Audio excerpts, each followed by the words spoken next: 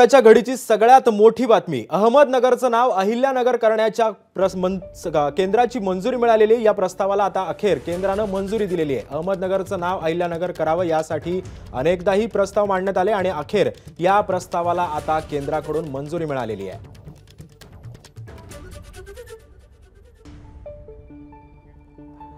तसंच अहमदनगरचं नाव अहिल्यानगर करावं यासाठी देखील अनेक वेळा आंदोलनं देखील झाली आणि या आंदोलनाला अखेर आता यश देखील मिळाल्याची माहिती मिळते आहे। तसंच मध्यंतरी शरद पवारांच्या या दौऱ्यावेळी सुद्धा काहींनी अहिल्यानगर नावाला देखील विरोध केला होता आणि या संदर्भात अधिक माहिती देतात आमचे प्रतिनिधी सुनील भोंगळ सध्या आपल्या सोबत आहे। सुनील, अखेर अहमदनगरच्या नावाला आता अहिल्यानगर नावाला मंजुरी मिळाली आहे।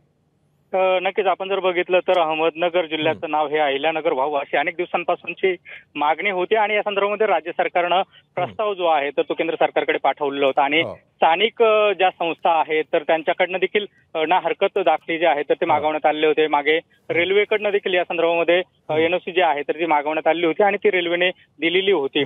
त्यानंतर खरं तर या प्रस्तावाला आता मंजुरी झाली असल्याची माहिती जी आहे तर ती राज्याचे महसूल आणि पशुसंवर्धन आणि दुग्ध विकास मंत्री राधाकृष्ण विखे पाटील यांनी ट्विट करून दिलेले आहे आणि त्यांनी केंद्र सरकारचे आभार देखील आपल्या ट्विटमध्ये मांडलेले आहेत। एकंदरीतच नगरकरांमध्ये या निमित्तानं जो आहे आनंदाचं वातावरण पाहायला मिळत आहे। नक्की सुनील, धन्यवाद तुम्ही दिलेल्या अधिक माहितीबद्दल। त्यामुळे राज्य सरकारच्या आता या प्रस्तावाला अखेर आता केंद्राने मंजुरी दिल्याचं विखे पाटलांनी आपल्या ट्विटद्वारे त्यांनी म्हटलेलं आहे।